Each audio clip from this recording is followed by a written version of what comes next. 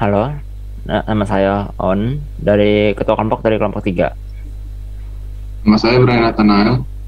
Nama saya Daniel Regis. Saya Kalvan Arabakyat.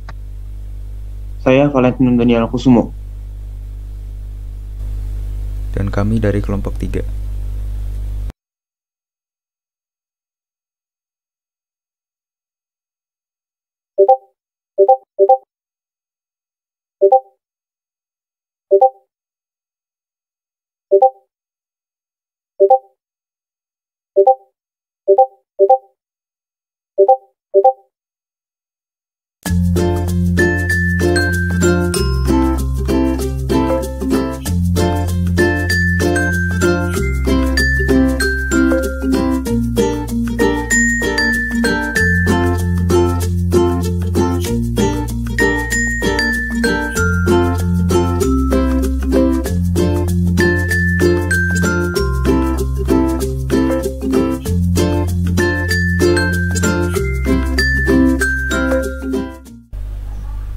Halo semua.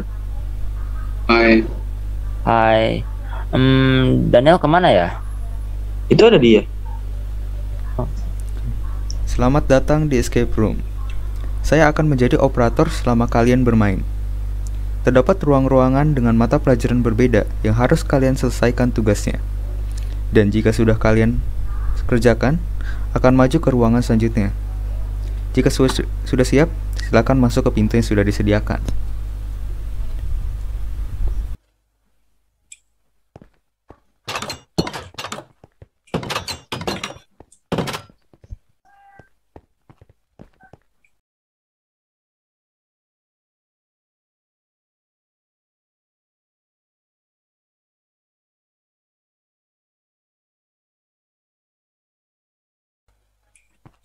Apa ini ada bendera Indonesia? Itu lihat ada tulisan. KN. Selamat datang di PKN. Kalian akan diberi tugas setelah kalian masuk ke lubang dan menekan tombol yang tersedia. Jika sudah siap, silakan berdiri di dalam lubang dan menekan tombol.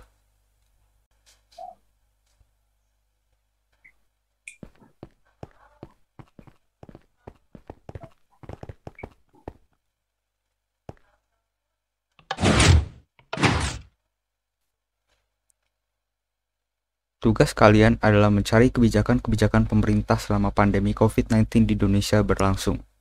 Silakan.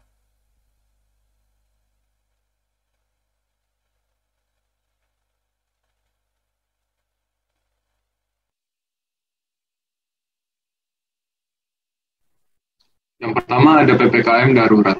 PPKM merupakan singkatan dari pemberlakuan pembatasan kegiatan masyarakat. Tujuannya adalah untuk menghambat penyebaran virus COVID-19. Dan awal diberlakukannya di Jakarta adalah pada tanggal 3 Juli 2021.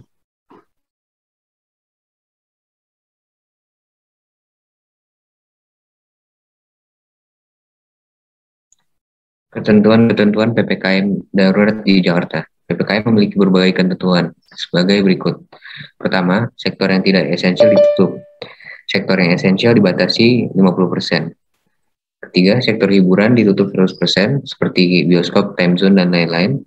Keempat, tempat-tempat seperti mall dan restoran ditutup. Kini diperbolehkan makan 20 menit di tempat. Level-level PPKM di Jakarta. Level pertama, insiden rendah. Angka kasus konfirmasi positif COVID-19 berada kurang dari 20 orang per 100.000 penduduk per minggunya. Level 2, insiden sedang. Angka kasus konfirmasi positif COVID-19 berada antara 20 dan kurang dari 50 orang per 100.000 penduduk per minggunya. Level 3, insiden tinggi. Angka kasus konfirmasi positif COVID-19 berada antara 50 hingga 100 orang per 100.000 penduduk per minggu. Level 4, insiden sangat tinggi. Angka kasus konfirmasi positif COVID-19 berada lebih dari 150 orang per 100.000 penduduk per minggunya.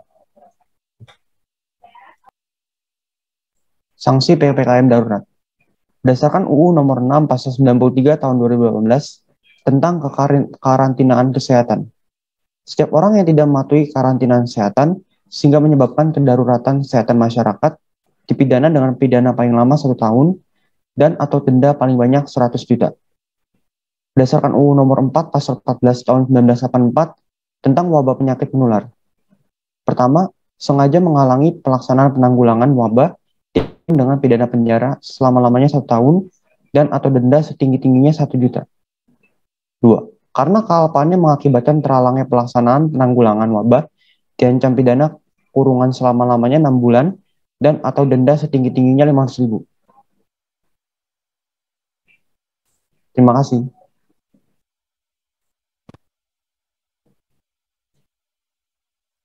Terima kasih atas presentasi kalian. Kalian bisa melanjutkan permainan.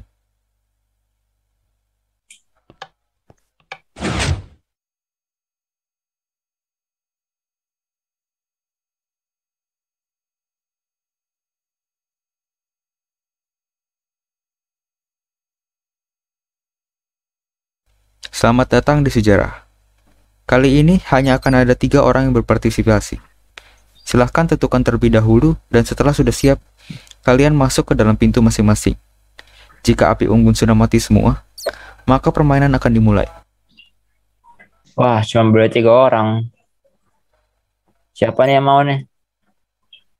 Gua nggak mau dulu deh. Oke, kita bertiga ya berarti.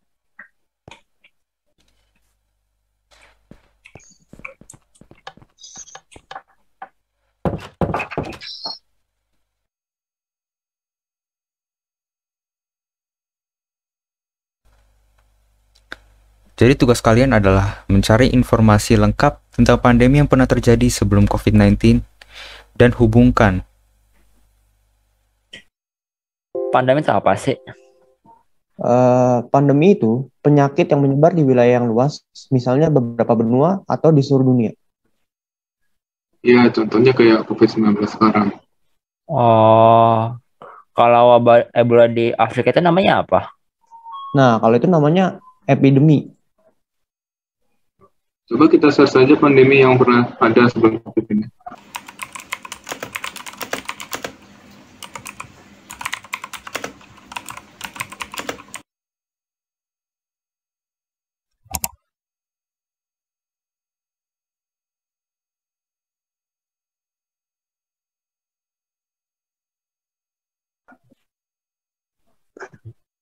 Ketemu nih ada flu Spanyol yang terjadi pada tahun 1918 sampai 1919. Coba lihat. Yuk dibaca. Diperkirakan ada 500 jiwa yang kena dan awalnya menyebar bukan di Spanyol, melainkan di Kansas, Amerika. Tetapi orang Spanyol yang pertama kali mengakui adanya penyakit itu. Penyakit itu disebabkan oleh virus H1N1 dengan gen yang berasal dari unggas. Dampak dari penyakit ini ada kerusakan paru-paru dan ada yang mengalami paru-paru berisi air dengan kasus pneumonia yang parah. Nah, selain flu Spanyol, ada juga SARS atau sindrom pernapasan akut berat yang terjadi pada tahun 2002 sampai 2003. Muncul akibat suatu spesies kelelawar di Cina, lalu menyebar ke 29 negara lainnya dan menyebabkan 8.098 kasus. Akhirnya penyakit ini diatasi pada Juli 2003. Dan COVID-19 adalah pandemi terparah dan terlama dari 2 yang sudah kami sebutkan. Selamat, kalian telah melewati sejarah dan kalian bisa melanjutkan.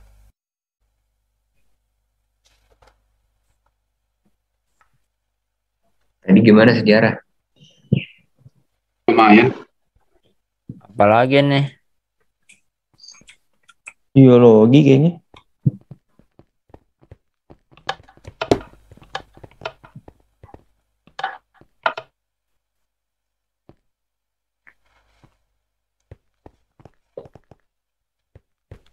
Selamat datang di biologi.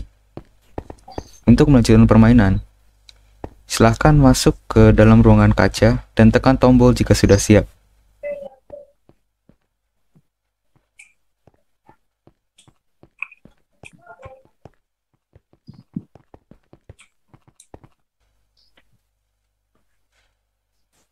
Udah siap semua? Udah. Oke.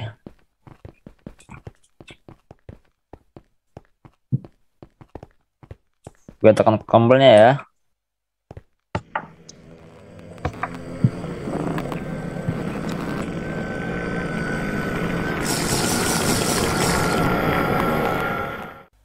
Jadi tugas kalian adalah untuk mencari informasi mengenai virus yang ada.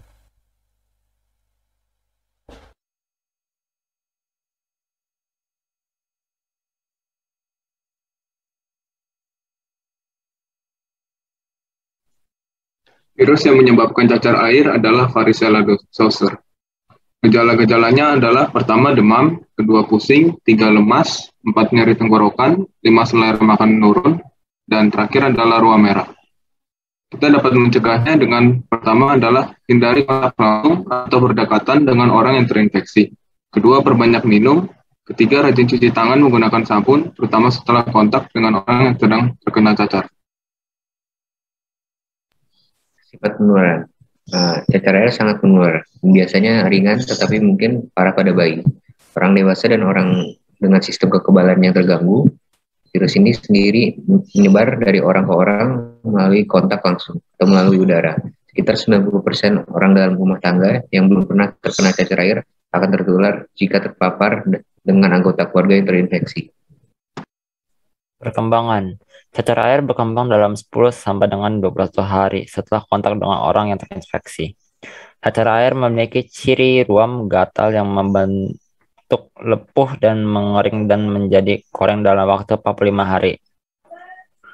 Orang yang terinfeksi mungkin hanya memiliki sedikit lesi hingga lebih dari 500 lepuh di tubuhnya selama serangan, rata-rata 300 sampai 400.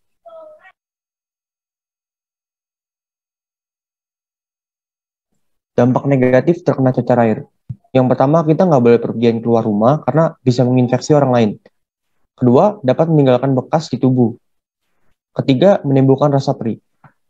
Namun, kita tidak usah khawatir karena vaksinnya sudah ditemukan oleh Edward Jenner dan cacar dapat sembuh.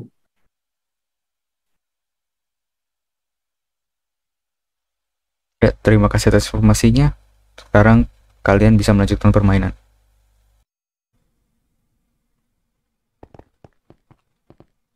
Itu apaan? Welcome to English. To continue, please stand on the 4 iron blocks in front of you. If everyone is ready and positioned correctly, one of you can push the button to start.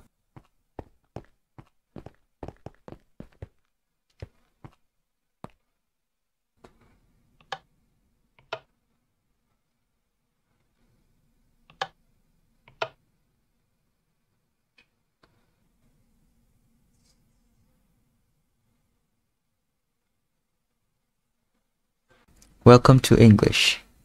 Your task is to explain the poster above you in a natural, everyday conversation. You have 2 minutes, and your time starts now. Good luck. Hello guys. Hello, Brian. Hey, Hai. Do you guys eat healthy foods during this pandemic? no, I don't. I eat burgers and fried chicken every day. Also, I'm too lazy to do sports or routine exercise. I hate the feeling of being exhausted. I always want to enjoy things in life, like eating good foods every day and not vegetable. Wait, what? You shouldn't have eaten too much junk food. It's not good for your health. Yes, you should do exercise too to keep your body fit. Exactly. You should either get an exercise routine or go to the gym. Yes, you should not only get an exercise routine, but also get a balanced diet. Especially during this pandemic where we have to both take care of our health and stay fit. Well done. 4 of you have passed English. To continue, please press the button behind you.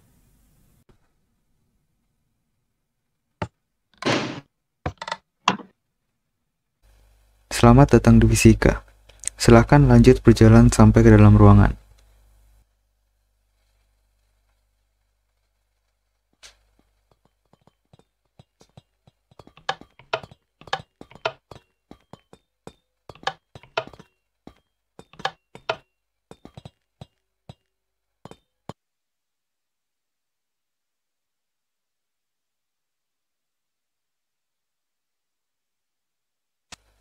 Pertama-pertama, tugas kalian adalah mencari tombol yang benar di antara banyak tombol ini. Setelah kalian menemukan tombol tersebut, kalian diminta untuk mencari alat-alat yang digunakan di masa pandemi sekarang dan hubungannya dengan fisika. Oke, kita pindah dulu. Gue cari sebelah kanan sana, kan cari tempat lain ya. Oke.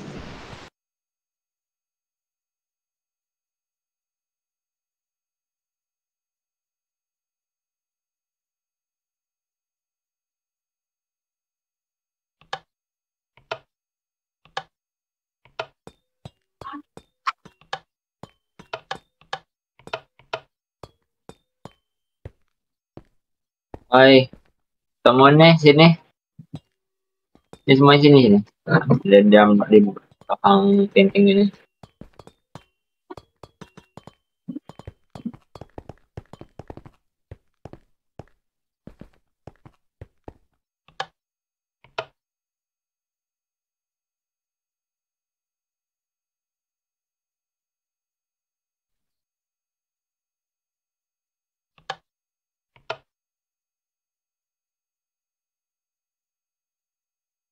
Oximeter. Oximeter adalah alat kesehatan yang digunakan bagi pengukur kadar oksigen di dalam tubuh tanpa harus melakukan pengambilan darah. Dengan begitu, tidak akan terasa sakit saat pengetesan.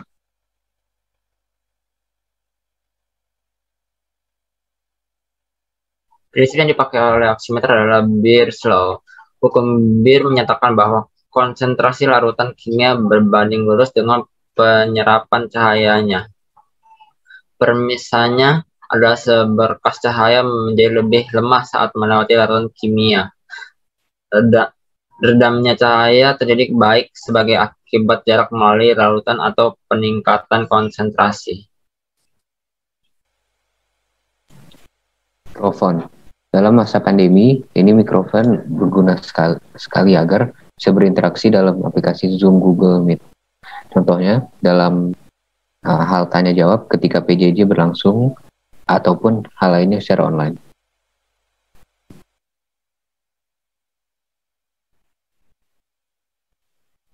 Prinsip fisika mikrofon. Menggunakan prinsip elektromagnetik ini, mikrofon dinamis menggunakan kumparan kawat dan magnet untuk menghasilkan sinyal audio. Diafragma melekat pada kumparan. Ketika diafragma ini bergetar karena merespon gelombang suara yang masuk, maka kumparan akan bergerak menjauh dan mendekat dari magnet.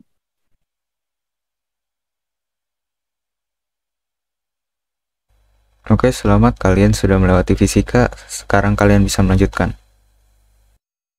Selamat datang di kimia. Silakan berdiri di tempat yang sudah disediakan. Mulai dari Brian yang paling kiri, Calvin, Owen, dan terakhir Valentino. Setelah semua siap, tekan tombol.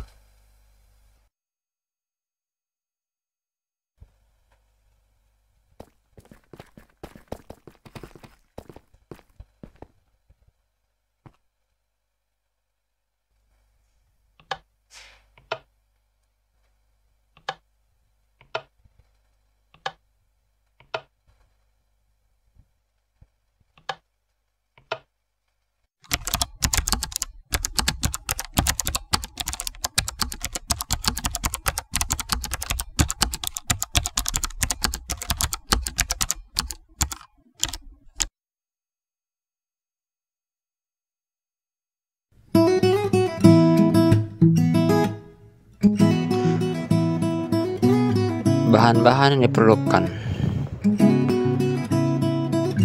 pertama ada alkohol, lalu aloe vera, dan yang terakhir lemon, opsional.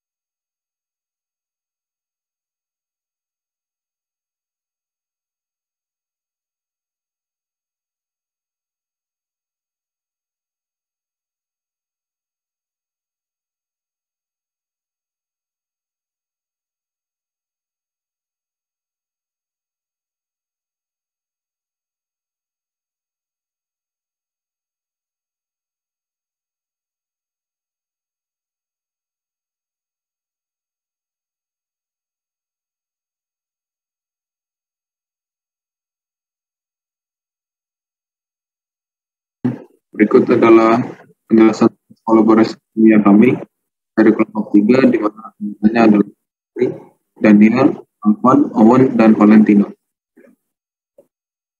Jadi hand sanitizer adalah cairan atau gel yang umumnya digunakan untuk mengurangi patogen pada tangan. Dan cara membuat hand sanitizer-nya adalah pertama siapkan bahan alkohol 70%, gel lidah buaya, dan potongan kulit lemon dengan perbandingan 1:3. Kedua, campurkan semua bahan diaduk selama 15 menit. Ketiga, diamkan sejenak dan tambahkan esensial kulit lemon yang sudah diperas. Keempat, hand sanitizer siap dipindahkan ke wadah semprot dan sejenisnya. Fungsi hand sanitizer adalah membersihkan virus, kuman, bakteri dari permukaan tangan, membersihkan kacamata dan jam, meredakan rasa gatal karena gigitan nyamuk, dan terakhir adalah mensterilkan luka kecil. Molekul adalah gugusan yang secara elektris netral dan tersusun dari 2 atau lebih atom tertentu yang saling berikatan kuat, bermuatan netral, dan cukup stabil melalui ikatan kimia. Molekul SF6 belerang hexafluorida adalah suatu gas anorganik yang tidak berwarna, tidak berbau, tidak mudah terbakar, dan sangat berpotensi merupakan gas rumah kaca. Fungsi molekul SF6. Gas SF6 digunakan sebagai gas isolasi di gardu induk, sebagai media isolasi dan pendinginan pada transformator, dan sebagai media isolasi dan booster pendinginan pada switchgear untuk aplikasi tegangan tinggi dan menengah. Bahan-bahan pembuatan tugas molekul SF6: 3 buah tusuk gigi, plastisin dengan 2 warna berbeda, styrofoam atau media lain untuk penopang. Proses pembuatan tugas molekul SF6. Pertama, siapkan bahan-bahan yang dibutuhkan, plastisin dengan 2 warna berbeda, 3 buah tusuk gigi, dan styrofoam. Kedua, buat plastisin menjadi bentuk bola, dengan 1 warna sebanyak 6 bola kecil, dan 1 warna lainnya sebanyak 1 bola besar. Pasangkan tusuk gigi ke bola-bola yang sudah dibuat sesuai bentuk model molekulnya. Terakhir, tempatkan model molekul yang ada di atas styrofoam atau bisa menggunakan media lainnya. Sekian dari kelompok kami, terima kasih. Jadi selamat datang di Bahasa Indonesia. Hanya akan ada satu peserta kali ini, yaitu Kalvan, karena tidak mengikuti sejarah. Dan tugasmu adalah untuk mencari informasi mengenai PJJ dan menuliskannya di komputer yang sudah saya sediakan. Jika sudah, Anda presentasikan.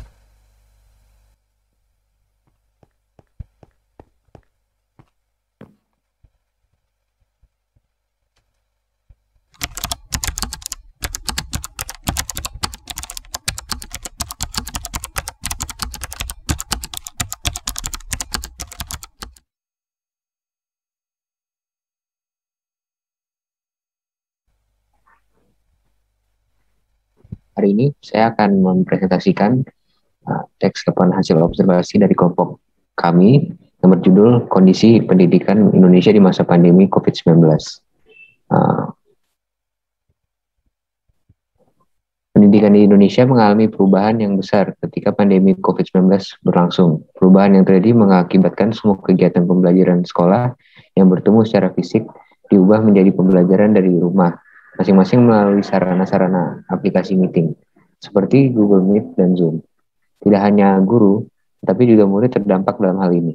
Dengan PJJ ini, guru dituntut untuk berinovasi, memanfaatkan bermacam digital tools, menyelenggarakan kelas online, menerapkan kurikulum yang memperkuat model multidisiplin dan kolaboratif dalam belajar mengajar. Sedangkan siswa dituntut untuk menaruh perhatian yang sungguh-sungguh terhadap pembelajaran dan terbiasa mengikuti pembelajaran secara online. Respon masing-masing siswa dan guru terhadap PJJ tentu berbeda. 66% dari 60 juta siswa dari berbagai jenjang pendidikan di 34 provinsi mengaku tidak nyaman belajar di rumah selama pandemi COVID-19. Dan 78% guru ingin segera sekolah tatap muka. Murid dan guru rindu untuk sekolah tatap muka. Hanya saja keadaannya belum memungkinkan untuk sekolah tatap muka. Namun kegiatan PJJ dapat menimbulkan dampak negatif. Salah satunya adalah learning loss, Learning loss adalah hilangnya pengetahuan dan keterampilan, baik secara umum atau spesifik, atau terjadinya kemunduran proses akademik karena suatu kondisi tertentu. Berbagai faktor dapat mempengaruhi terjadinya learning loss. Contohnya adalah ketidakfokusan siswa dalam mengikuti PJJ. Siswa bermain game, tidur, ataupun tidak memperhatikan guru. Juga internet yang tidak stabil dan perangkat yang tidak memadai, sehingga seringkali membuat siswa kehilangan sebagian materi yang dijelaskan guru. Siswa juga tidak mengikuti suatu acara dengan khidmat. Misalnya, siswa mengikuti apel pramuka sambil memakan sebuah apel. Meskipun ada dampak negatif yang ditimbulkan ketika melaksanakan PJJ, ada banyak manfaat yang bisa kita temui. Misalnya dengan adanya sistem PJJ dan bantuan teknologi, kita bisa tetap mendapatkan ilmu jika kita bersungguh-sungguh mengikutinya. Manfaat lain adalah dampak terhadap penurunan angka penularan COVID-19.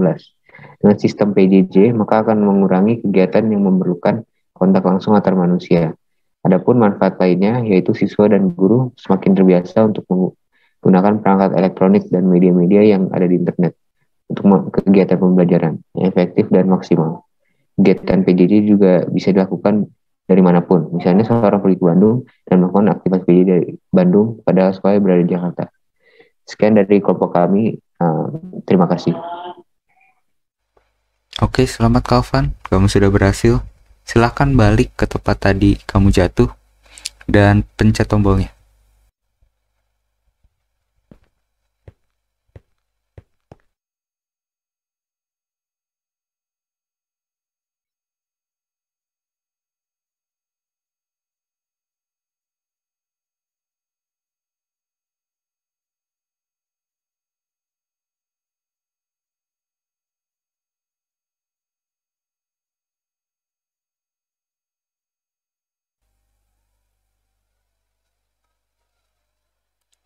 Ya, halo. Selamat datang di Matematika. Tugas kalian kali ini adalah menjadi guru dan mengajarkan tentang pertidaksamaan irasional dan pertidaksamaan mutlak di depan kelas. Soal-soalnya terdapat di papan tulis. Mana soalnya?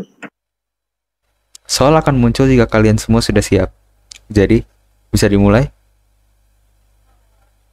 Bisa. Oke, silahkan.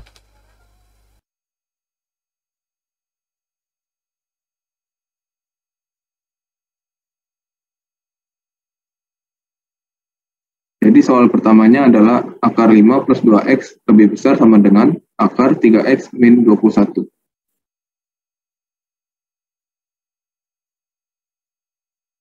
Cara penyelesaiannya adalah langkah pertama kita menentukan syarat di mana 5 plus 2x lebih besar sama dengan 0, sehingga 2x lebih besar sama dengan min 5, dan x lebih besar sama dengan min 5 per 2. Dan 3x min 21 lebih besar sama dengan 0, sehingga 3x lebih besar sama dengan 21, dan hasilnya adalah x lebih besar sama dengan 7.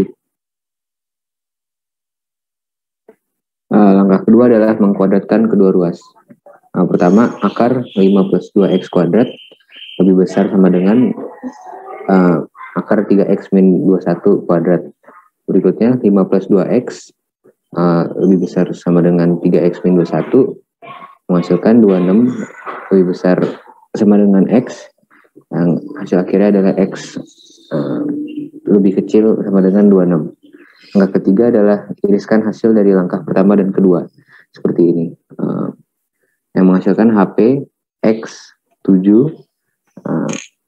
lebih kecil sama dengan X, lebih kecil sama dengan 26, yang X adalah anggota real.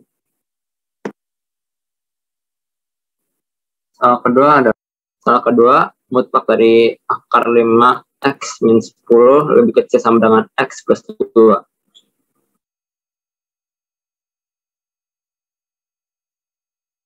Angka pertama menentukan pembuat 0.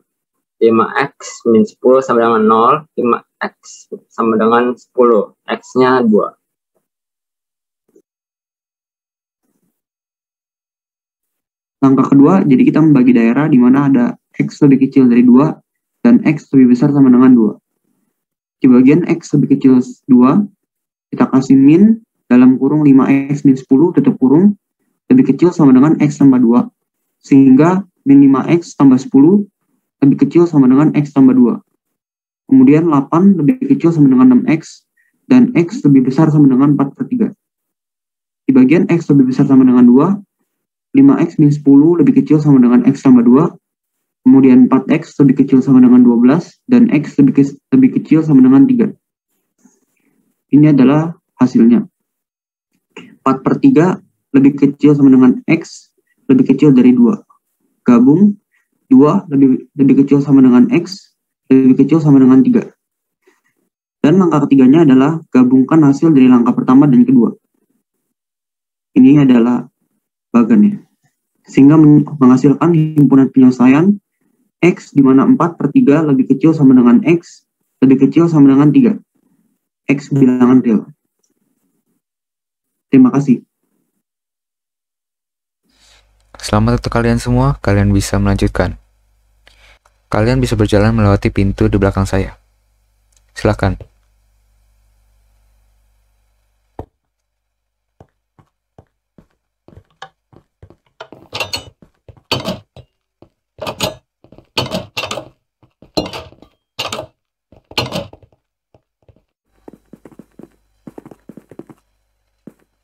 Halo, selamat datang di Rekayasa. Saya akan membawa kalian ke suatu tempat dengan truk. Sini, ikuti saya.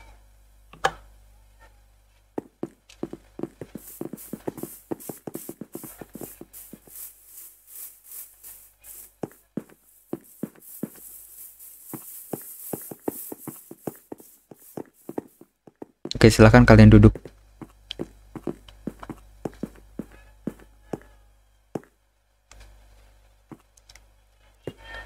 Sudah siap berangkat semua? Sudah. Oke. Sudah.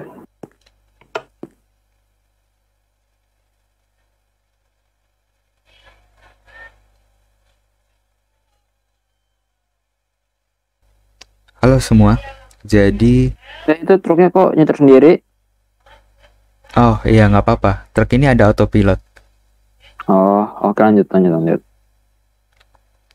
Jadi, truk ini tidak akan sampai pada tujuan selanjutnya jika kalian belum menyelesaikan tugasnya. Tugas kita apa? Di lemari ini terdapat Lego set. Ada yang suka bermain Lego? Aku. Ya sudah, kamu sini. Ambil Legonya.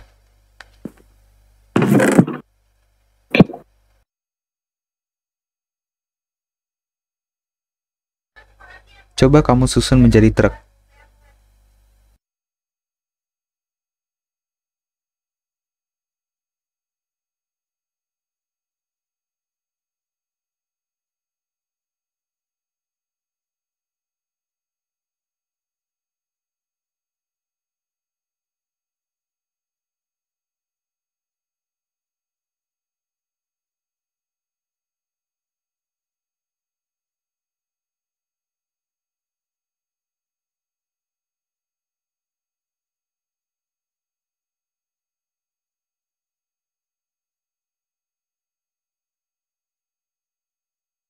Oke, bagus. Kalian tahu 6M? Enggak, apa tuh? Saya tahu. 6M itu singkatan dari man, material, money, machine, method, dan market. Bagus. Ada buku penjelasannya di lemari bawah tengah. Coba kalian pelajari dan kemudian kalian presentasikan.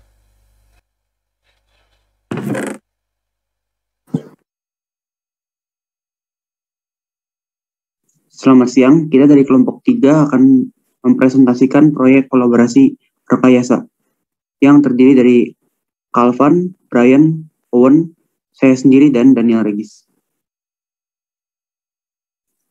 Jadi yang kami pilih adalah truk paket, dan berikut adalah penjelasan kami mengenai 6M. 6M terdiri dari method, man, material, machine, money, dan market. Man adalah penggerak utama dalam merancang, mengordinasi, pengarahan, dan pengawasan dalam membuat suatu produk. Pembagian tugas dalam kelompok kami adalah Brian yang menghitung biaya produksi, saya sendiri yang membuat media promosi, Valentino yang membuat miniatur, Owen yang membuat PPT 6M, Daniel yang mengedit hasil video keseluruhan. Money.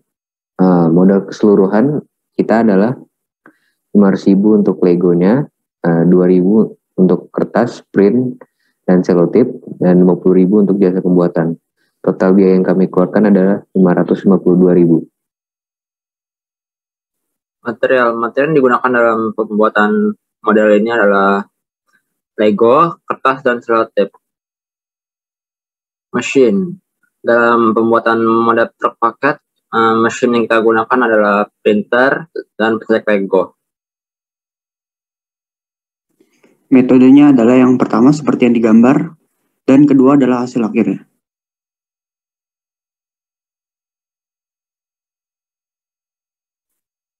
Market. Jadi ini adalah poster kami supaya deliverynya juga bisa laris dan juga laku bagi banyak orang.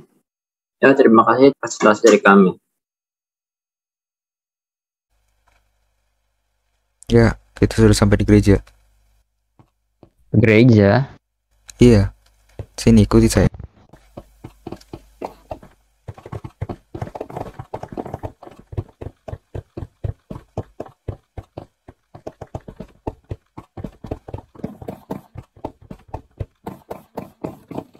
Oke, silakan kalian berdiri di dalam lingkaran ini.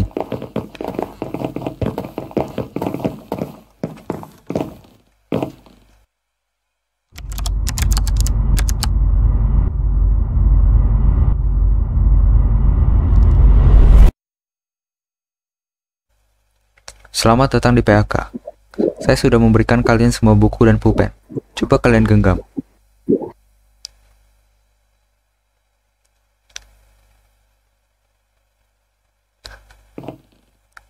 Tugas kalian kali ini adalah menulis di buku kalian tentang 2 materi.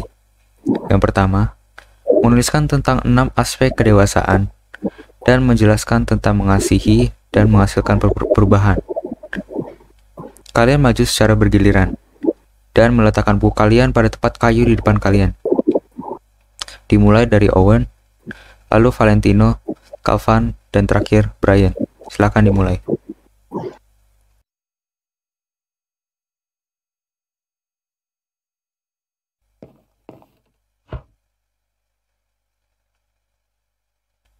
Masih adalah tindakan yang menunjukkan rasa sayang kepada orang lain.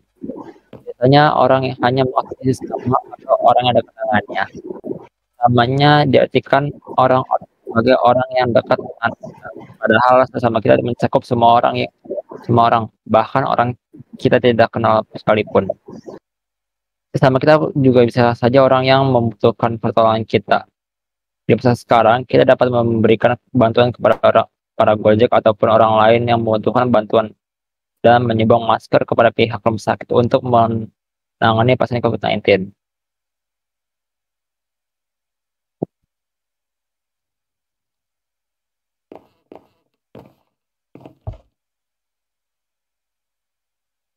Mengasihi juga dapat ditunjukkan dengan mengampuni orang lain.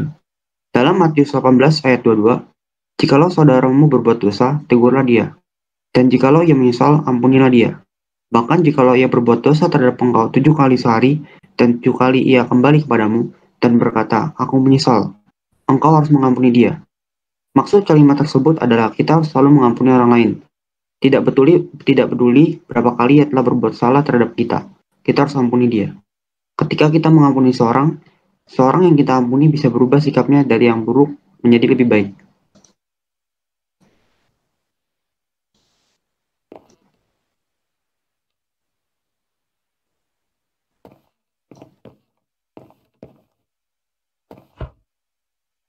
Emosi. Menjadi dewasa secara emosi berarti mampu mengendalikan emosi dalam masalah atau keputusan yang sedang terjadi. Contohnya, tidak mudah tersinggung, tidak marah ketika keinginannya tidak tercapai, percaya diri. Sosial. Menjadi dewasa secara sosial berarti mampu hubungan baik dan benar kepada orang yang berbeda usia, agama, suku, pendidikan, dan ras. Contohnya misalnya adalah memiliki teman baik pria atau wanita, tidak berpengaruh oleh teman sebaya, melihat apa yang baik dari orang lain. fisik adalah berkembang tubuh pada beberapa bagian dan seksual. Contohnya, tumbuh jakun di laki-laki, tumbuh rambut di beberapa bagian, dan bertambah besarnya tubuh.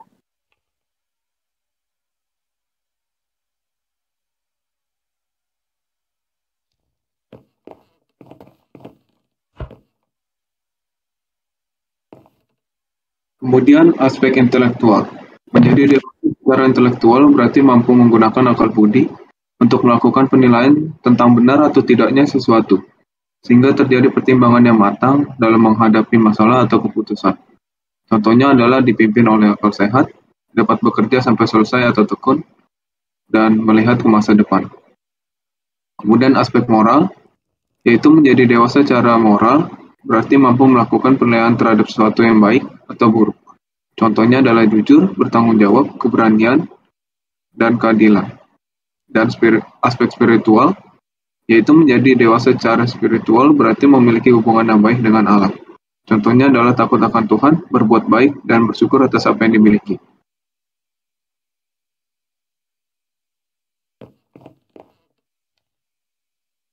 Di bawah api unggun belakang kalian sudah ada tombol. Silakan kalian pencet untuk melanjutkan.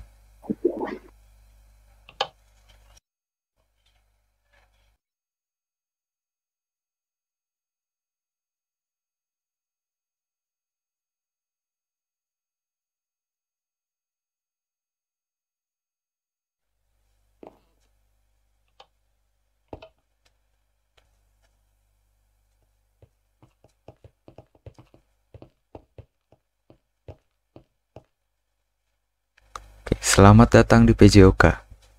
Saya mengucapkan selamat untuk kalian karena telah sampai sejauh ini. PJOK adalah pelajaran terakhir, jadi tetap semangat ya. Untuk lanjut, sini ikuti saya.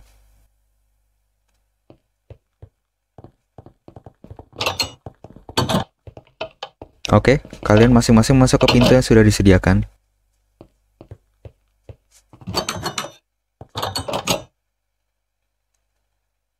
Jadi, bisa dimulai? Bisa.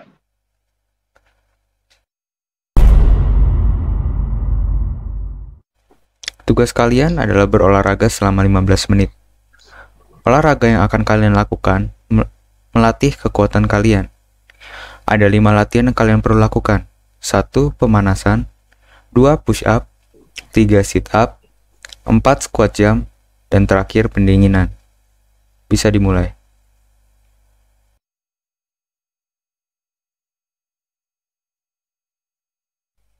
Saat sebelum melakukan kegiatan denyut nadi berada pada 84 denyut per menit. Setelah melakukan pemanasan denyut nadi berada pada 90 denyut per menit.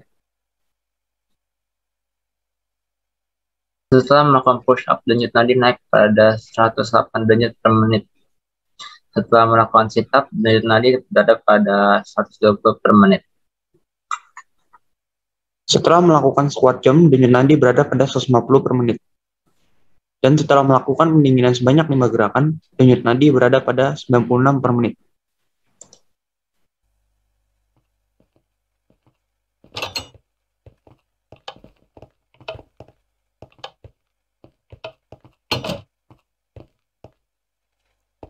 Selamat, kita sudah sampai di akhir permainan. Di belakang alat di kiri depan saya, ada pintu yang bisa kalian buka. Silakan kalian masuk ke dalam pintu tersebut.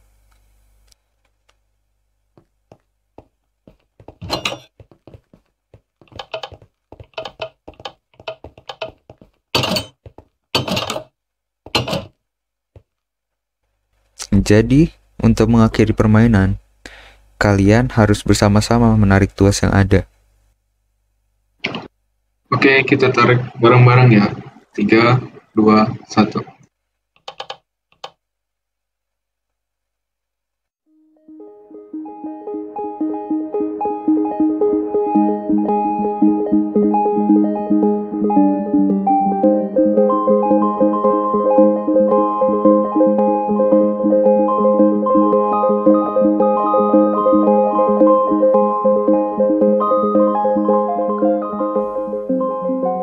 Jadi terima kasih telah menonton sampai sekarang. Semoga video ini dapat bermanfaat.